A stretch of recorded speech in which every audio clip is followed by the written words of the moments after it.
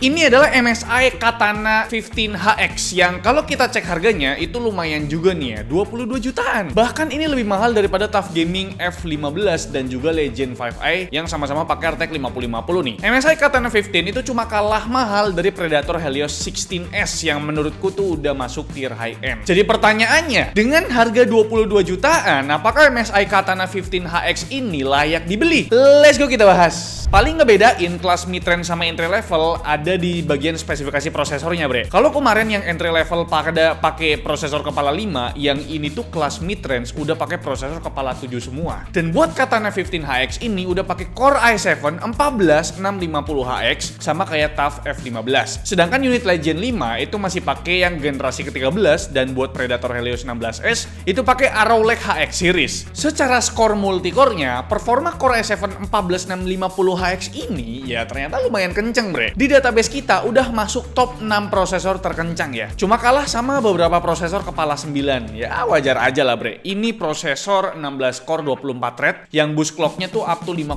GHz. Kalau buat memori atau RAM-nya tentu pakai RAM tipenya SODIMM DDR5 yang kapasitasnya tuh 16 GB 5600 MT/s. Sedangkan buat storage-nya ternyata cuma ada satu slot aja di board-nya ini. Ini downgrade dari Katana 15 yang pernah kita review 2 tahun lalu, bre. Kalau begini ceritanya ya berarti kagak bisa di-upgrade nih, bisanya di-replace atau diganti. Untungnya nih, SSD bawahnya ini udah pakai Gen 4 yang kenceng dan kapasitasnya tuh 512 GB. Lanjut ngebahas GPU-nya. Udah kita mention di awal ya. Kalau laptop ini pakai GeForce RTX 5050 yang udah full power up to 115 watt ya. Saking pentingnya informasi MGP, MSI itu sampai nulis full power GPU di refresh-nya ini, bre. Kayaknya sih ya biar orang awam tahu kalau mau yang lebih full power tanpa sunat-sunat, ya ambil yang Katana ini. Soalnya kalau yang seri di bawahnya macam Cyborg ataupun Bravo biasanya kena sunat di bagian MGP-nya, bre. Oke, balik lagi ke si RTX 5050-nya. Secara graphics core ini tuh ya 1112 sama RTX 5050-nya Pongo 755 yang sama-sama up to 115 watt. Performa AI-nya juga serupa. Generate text dapat 148 token per second, sedangkan buat generate satu image itu butuh 3 detik aja, bre. Sebelum kita lanjut ke pembahasan performa, kita intip dulu cooling sistemnya. Kalau dilihat dari jumlah heat pipe-nya ini sih berkurang satu dari Katana 15 yang dulu ya. Dari yang tadinya 6 buah jadi 5 buah aja, bre. Tapi bre, buat kipas sama heatsinknya tetap sama kok ya. Ada 2 buah kipas yang gede dan kecil sama 3 buah titik heatsink buat exhaust-nya. Dan setelah kita stress test nih buat lihat suhu terpanasnya, ternyata masih bisa dihandle dengan cukup baik oleh Cooler Boost 5 ini, bre. Suhu prosesornya itu cuma 85 derajat Celcius dengan TDP mendekati itu 100 watt ya. Sedangkan ya buat suhu VGA-nya itu mentok di 84 derajat Celcius dengan TGP yang jalan di 115 watt di full load-nya ya. Jujur aku cukup amazed sama suhu prosesornya. Nggak biasanya nih prosesor Intel high performance pas di stress test itu nggak tembus 90 derajat, bre. Apa karena Intel udah belajar dari kasus over voltage-nya peak core kayak di kasus LG 15 ya?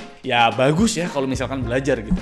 Dan soal suhu permukaannya, ini kita rekam pas lagi tes Doom The Dark Age. Area panasnya itu terpusat di area tengah keyboard dengan titik hotspot di 48 derajat Celcius. Buat area WASD dan numpad-nya itu masih adem, bre. Jadi kalau buat gaming pakai keyboard ini masih aman banget lah. Kalau buat fan speed-nya, ini kita tesnya pas lagi rendering video. For your information, selama pengujian kita tuh pakai mode skenario extreme performance dan fan speed-nya tuh auto. Di sini terlihat ya, fan speed-nya tuh mentok di 5000-an RPM aja yang menurutku masih bisa ditoleransi buat kebisingan kipasnya, bre. Tapi ya baterainya kalian pakai headset aja sih ya biar lebih fokus kalau mau dipakai buat main game, bre. Oke, sekarang kita sedikit ngebahas baterainya. Kapasitasnya tuh makin besar di 75 watt hours yang ternyata bisa bertahan 4,5 jam, bro. Ini lumayan awet ya buat sebuah laptop gaming. Adapternya juga proper loh ya, tidak seperti sebelah 240 watt, bos ya. Kagak perlu khawatir defisit power kayak di sebelah gitu ya. Charging time-nya juga kenceng ya, cuma butuh 1 jam aja langsung full. BTW, panjang kabelnya itu 3 meter dengan bobot sekitar 750 gram. Sekarang kita masuk ke pembahasan performanya. Buat keperluan 3D rendering tentu udah bisa diandelin karena memang ada fitur optic render kalau pakai aplikasi Blender. Jadi render time-nya itu bisa 2 kali lipat lebih kenceng, bre. Kalau buat editing video di Premiere Pro pas proses preview konten 4K itu masih berasa sedikit delay ya, walaupun udah kita set di setengah preview gitu. Tapi pas render time-nya tetap kenceng ternyata ya. Video 4K durasinya 10 menit itu bisa kelar dalam waktu 4 menit 10 detik. Sedangkan buat video 1080p durasinya 10 menit Blade itu beres dalam waktu 1 menit 17 detik, bre. Dan saatnya ini ya, kita bahas performa gaming dari MSI Katana 15HX yang punya layar 2K 165Hz. Tentu kita tes gamenya itu pakai DLSS 4 Multi-Frame Generation. Selagi ada fiturnya ya dinikmatin aja, bre, walaupun frame palsu ya. Kita mulai dari game Doom The Dark Age. Kalau mau pakai ray tracing-nya, ya bisa aja sih, bre, asalkan turunin resolusinya ke 1080p dan presetnya tuh pakai yang low aja gitu ya. Tapi kalau tanpa ray tracing itu udah pasti bisa enjoy aman main di 2K pakai preset Ultra Nightmare ya. Game kedua ada game Cyberpunk 2077. Kalau di game sebelumnya harus turunin ke resolusi 1080p buat aktifin ray tracing, di game ini Cyberpunk itu tetap bisa atau kuat main di resolusi 2K, bre. Tapi ya memang rata-rata FPS-nya masih di bawah 60 sih ya. Ketiga ada game Monster Hunter Wilds. Di sini tuh pakai ray tracing high, tentu masih sangat playable, tembus ratusan FPS, bre. Game keempat ada Hogwarts Legacy, main di preset Ultra pakai ray tracingnya high, itu rata-rata FPS-nya ada di 83 FPS. Game kelima ada Black Myth Wukong, pas kita tes settingan rata kanan dan ray tracingnya very high itu dapat 83 FPS juga rata-ratanya. Game keenam tuh yang support DLSS 4 Multi-Frame Generation ada Battlefield 6, tapi entah kenapa belum support MSI Afterburner dia. Jadi ya kita tampilin FPS-nya bermodal fitur show FPS di game bar window. Hasilnya pas kita tes pakai preset high itu masih tembus 140 FPS, bre, rata-ratanya. 4 game sisanya itu belum support DLSS 4 nih, bre. Gimana performanya? Mulai dari game Forza Horizon 5 main pakai settingan ultra ditambah ray tracing high itu masih dapat 120 FPS lebih rata-ratanya. Next ada game Delta Force, main pakai preset ultra ditambah DLSS balance itu playable banget di 133 FPS. Game ke-9 ada CS2 yang kita tes di preset high tanpa upsampling, ternyata masih tembus 177 FPS buat rata-ratanya. Dan terakhir ada Dota 2 yang kita tes pakai preset ultra, itu rata-rata FPS yang didapat masih di bawah 100 FPS, bre. Gimana, bre? Puas kagak kalian ya sama performa laptop 22 jutaan dari MSI ini? Coba dah komen di bawah. Sekarang kita intip ya, ngelihat dulu desainnya MSI Katana 15HX ini. Kalau kita compare sama 3 kompetitor tadi, laptop ini tuh bisa dibilang yang paling gaming ya, bre, ya, dari segi bahasa desainnya. Kalau yang lain bentuknya tuh mengkotak, sedangkan laptop ini tuh lebih ke trapesium gitu ya buat bagian bodi atasnya. Wong kok unik banget ini, laptop kok unik gitu ya. Aksen gamingnya juga terasa banget kalau kita lihat keyboardnya yang punya 4 zona RGB ini. Gak cuma itu, tipe font di keyboard ini juga bertema gaming, bre, ya. Terus ada aksen translucent di bagian tombol WASD dan tombol power biar makin nambah FPS ya gitu ya. Tapi sayangnya tombol power di sini kagak dedicated, bre, alias nyatu nyambung sama keyboard.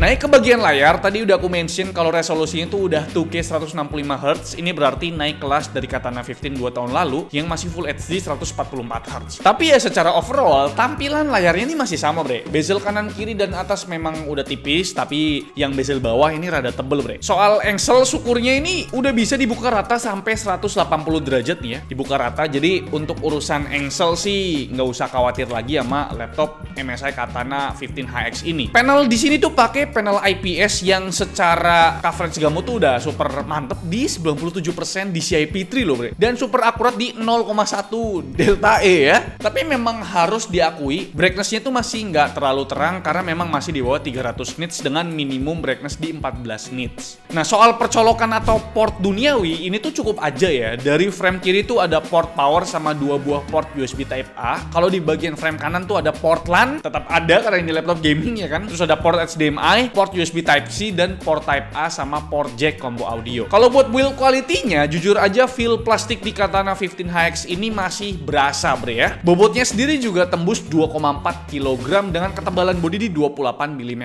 Ada satu hal aneh pas kita bongkar laptop ini. Ada plat besi yang lumayan berat di cover bawah laptop ini, bre. Mungkin kalau dilepas, bobot laptop ini bisa genep 2 kilo sih ya. Oke, lanjut ke bagian webcamnya. Ini masalah klasik sebuah laptop gaming. Cuma dikasih webcam 720p ya. Tapi ini 22 juta sih ya. Kalau buat speakernya, ada stereo speaker hasil tuningan Nahimic by SteelSeries yang secara default jalan di preset musik dynamic. Menurutku sih ya, preset dynamic ini mid-nya kurang tapi high-nya tuh berlebih. Jadi rada cempreng gitu ya. Sedangkan pas kita tes presetnya ganti ke heavy bass, malahan low-nya tuh over banget ya. Gak nyaman di telinga. Buat sound quality terbaik ya kalian bisa ikutin preset custom hasil tuningan Mas Bayu Banyuwangi ya. Ya kalian bisa lihat lah. Dan ini adalah sampel webcam dan speaker dari MSI Katana 15HX, bre.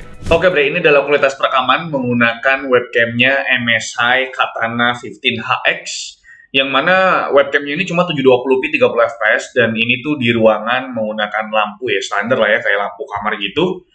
Sayangnya di sini belum ada fitur Windows Studio Effect ya. Jadi emang bener-bener ini webcam ya basic banget, bre, gitu.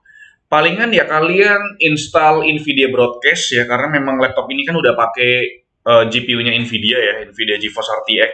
Makanya kalian perlu banget Nvidia Broadcast supaya webcamnya tuh bisa lebih membantu lah daripada pakai webcam bawaannya gitu loh. Ya pakai aja efek-efek yang ada di Nvidia Broadcast aja sih.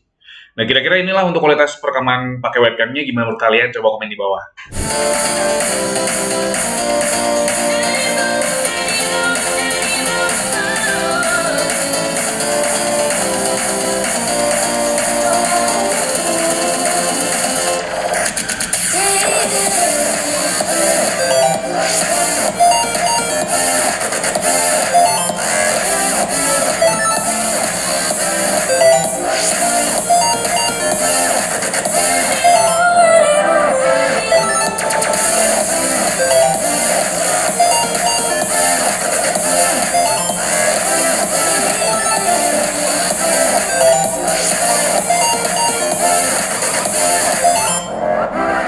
Sekarang kita akan masuk ke kesimpulan. Balik ke pertanyaan awal di video tadi ya, dengan harga 22 jutaan, apakah MSI Katana 15 HX ini layak dibeli? Jujur dari segi performa masih sangat layak ya, karena memang RTX 5050-nya full power bre, nggak dipangkas. Cooling system juga masih capable, walau udah dikurangi jumlah heat pipe-nya. Layarnya udah makin cakep ya, dengan resolusi 2K 165Hz dan 97% DCI P3. Battery life-nya tuh 4,5 jam juga ya, not bad lah ya buat sebuah laptop gaming 75 watt hours bro. Kalau buat kekurangannya paling fatal menurutku ada di slot M.2-nya yang cuma ada satu ya. Soal webcam 720p dan bobot berat aku rasa udah jadi hal yang klasik buat sebuah laptop gaming beneran gitu loh. Dan paling unik sih sebenarnya desainnya ya. MSI gaming itu selalu ya, desainnya memang gaming. Kalau kalian suka desain yang gaming banget, MSI Katana 15 HX ini cocok buat kalian.